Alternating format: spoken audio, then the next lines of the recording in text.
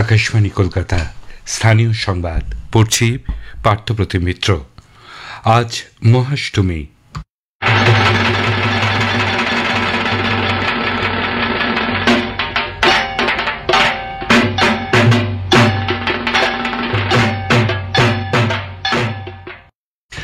মহাষ্টমী সকাল মানেই ভক্তি, উচ্ছ্বাস আর ঐতিহ্যের এক অপরূপ মেলবন্ধন। পুজোর আনন্দে মাতোয়ারা গোটা রাজ্য। সকাল থেকেই বিভিন্ন পুজো মণ্ডপ ও বাড়ির পুজোয় অষ্টমীর অঞ্জলি দিতে মানুষের ঢল নামে। একটি প্রতিবেদন। 4 দিনের মহাপুজোয় অষ্টমী তিথি যেন উৎসাহ উদ্দীপনার এক আলাদা স্পন্দন তৈরি করে। নিম্নচাপের ভ্রুকুটি সত্ত্বেও আজ সকাল থেকেই ছিল রোদ ঝলমলে আকাশ। তবে কিছু জায়গায় আবার বিক্ষিপ্ত বৃষ্টিও হয়। তারই মধ্যে বনেদি বাড়ি থেকে মণ্ডপে মণ্ডপে মহাষ্টমীর অঞ্জলি চলে। বাগবাজার সর্বজনীন, বেলুর মঠ সহ সর্বত্র মহাষ্টমীর অঞ্জলি দিতে ভিড় উপচে পড়ে। কলকাতার ঐতিহ্যবাহী বাগবাজার সর্বজনীনে আজ বীরাষ্টমী ব্রত পালন করা হয়। লাঠি খেলা সহ বিভিন্ন শারীরিক কসরত সেখানে দেখানো হয়। অষ্টমী পুজোর পর শুরু হয় কুমারী পুজো। বেলুর মঠেও রীতি মেনে কুমারী পুজো হয়। এছাড়াও জেলায় জেলায় বহু প্রাচীন ঐতিহ্যবাহী বনেদি বাড়িগুলিতেও অষ্টমী পুজো হয়। আমজনতা থেকে তারকা সেলিব্রিটি পুজোর আনন্দে মাতোয়ারা সকলেই। বেহালায় নিজের পাড়ার পুজোয় অঞ্জলি দেন সপরিবারে সৌরভ গঙ্গোপাধ্যায়। তিথি মেনে অষ্টমী পুজো সম্পন্ন হওয়ার পর অনেক জায়গাতেই সন্ধি পুজোর প্রস্তুতি শুরু হয়েছে। বিশুদ্ধ সিদ্ধান্ত মতে বিকেল 5:43 থেকে শুরু হবে সন্ধি পুজো, চলবে সন্ধে 6:31 পর্যন্ত। আর গুপ্ত প্রেস পঞ্জিকা মতে দুপুর 1:21 থেকে দুপুর 2:08 পর্যন্ত সন্ধি পুজো হবে। সুমন মুখোপাধ্যায়, আকাশবাণী সংবাদ, কলকাতা। চিরাচরিত প্রথা মেনে আজ বেলুর মঠে মহাষ্টমী ও কুমারী পুজো সম্পন্ন হয়েছে। এই উপলক্ষে ভক্ত ও দর্শনার্থীদের সমাগম হয়। বেলা 12টায় মা সারদা সদাব্রত ভবন থেকে ভোগ বিতরণ করা হয়। প্রাচীন ঐতিহ্য আর পরম্পরা রক্ষায় তিথি মেনে কুমারী পুজো অনুষ্ঠিত হল বাঁকুড়ার জয়রামবাটি মাতৃমন্দিরে। শ্রী শ্রী সারদা মায়ের জন্মস্থান বাঁকুড়ার পুণ্যভূমি জয়রামবাটিতে আজ সকালে অষ্টমী পুজো শুরু হয়। নির্দিষ্ট সময় মেনে সকাল 9টায় শুরু হয় কুমারী পুজো।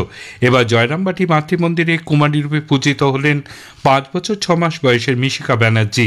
তিথি মেনে মহাষ্টমীর দিন সকাল 9টায় মা সারদার পুরাতন বাড়ি থেকে কুমারীকে সাজিয়ে সিংহাসনে বসিয়ে বাদ্যযন্ত্র সহযোগে আনা হয় মাতৃমন্দিরের দুর্গা মণ্ডপে। সেখানে মন্ত্রোচ্চারণ, পূজাপাঠ ও আরতির মধ্যে দিয়ে কুমারী পুজোর আয়োজন হয়। এদিকে কোচবিহারে ঐতিহ্যবাহী বড়দেবীর অষ্টমী পুজো ও পুষ্পাঞ্জলি পর্ব শেষ হয়েছে। জলপাইগুড়ি জেলায় মহাষ্টমীতে রামকৃষ্ণ মিশন আশ্রমের কুমারী পুজো দেখতে অসংখ্য ভক্তবৃন্দ ভিড় জমান।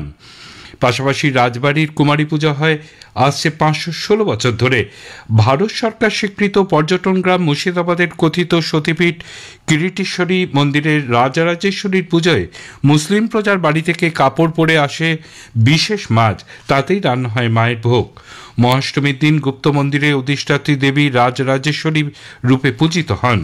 400 বছরের বেশি পুরনো লৌকিক এই উৎসব সম্প্রীতির উৎসব হিসেবে মুর্শিদাবাদ জেলায় খ্যাতি পেয়েছে।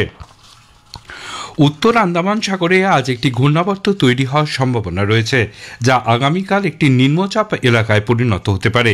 এদিকে ভারতের পশ্চিম উপকূলে ক্যাম্বে উপসাগর এবং সংলগ্ন পশ্চিমবঙ্গ বঙ্গোপসাগরের উপর একটি সুস্পষ্ট নিম্নচাপ অঞ্চল তৈরি হয়েছে। এই দুয়ের ফলে বাতাসে প্রচুর পরিমাণ জলীয় বাষ্প প্রবেশ করায় আজ বিভিন্ন জেলায় বিক্ষিপ্তভাবে বজ্রবিদ্যুৎ সহ বৃষ্টির সম্ভাবনা রয়েছে। আজ উত্তর ও দক্ষিণ 24 পরগনা, নদিয়া, মুর্শিদাবাদ, বীরভূম এবং পূর্ব পশ্চিম মেদিনীপুর জেলায় বৃষ্টির হলুদ সতর্কতা রয়েছে। এদিকে কলকাতা, হাওড়ায় বিক্ষিপ্তভাবে বৃষ্টি শুরু হয়েছে। আগামী 2-3 ঘন্টায় দক্ষিণ 24 পরগনা, পূর্ব বর্ধমান, হুগলি, পুরুলিয়া, মুর্শিদাবাদ, পূর্ব মেদিনীপুর এবং দার্জিলিং জেলায় বিক্ষিপ্তভাবে বজ্রবিদ্যুৎ সহ বৃষ্টির সম্ভাবনা রয়েছে। পুজোর দিনগুলিতে যাত্রীদের সুবিধার্থে পূর্ব রেলের হাওড়া ডিভিশন গত রাত থেকে 1 অক্টোবর পর্যন্ত শহরতলি, ব্যান্ডেল, তারকেশ্বর এবং বর্ধমান মেন এবং কড লাইনে মোট 8টি অতিরিক্ত ইএমইউ ট্রেন চালাবে। দর্শনার্থীদের সুবিধার্থে মেট্রো রেল তাদের বিভিন্ন রুটে পুজোর 3 দিন ভোর রাত পর্যন্ত ট্রেন চালাচ্ছে। নবমী পর্যন্ত শহীদ ক্ষুদিরাম ও দক্ষিণেশ্বরের মধ্যে দুপুর 1টা থেকে পরের দিন ভোর 4টে পর্যন্ত আপ ও ডাউন মিলিয়ে মোট 246টি ট্রেন চালানো হবে। মাত্র 1 সদস্য বিশিষ্ট অন্তর্দয় রেশন গ্রাহক পরিবারগুলির প্রকৃত অবস্থা নিয়ে সংশয় দেখা দেওয়ায় খাদ্য দপ্তর বিস্তারিত পর্যালোচনার নির্দেশ দিয়েছে। দপ্তরের সাম্প্রতিক সমীক্ষায় দেখা গেছে প্রকৃত প্রাপক না হয়েও বহু পরিবার অন্তর্দয় প্রকল্পের সুবিধা পাচ্ছে। পর্যাপ্ত নিরাপত্তার আশ্বাস না মেলায় এফসি কাপ ফুটবল খেলতে ইরান গেল না মোহনবাগান সুপার জায়ান্ট। আজ এই মোহনবাগান সুপার জায়ান্ট ও সেপাহান এফসির বিরুদ্ধে এশিয়ান চ্যাম্পিয়ন্স লিগ 2 এর ম্যাচটি অনুষ্ঠিত হওয়ার কথা ছিল।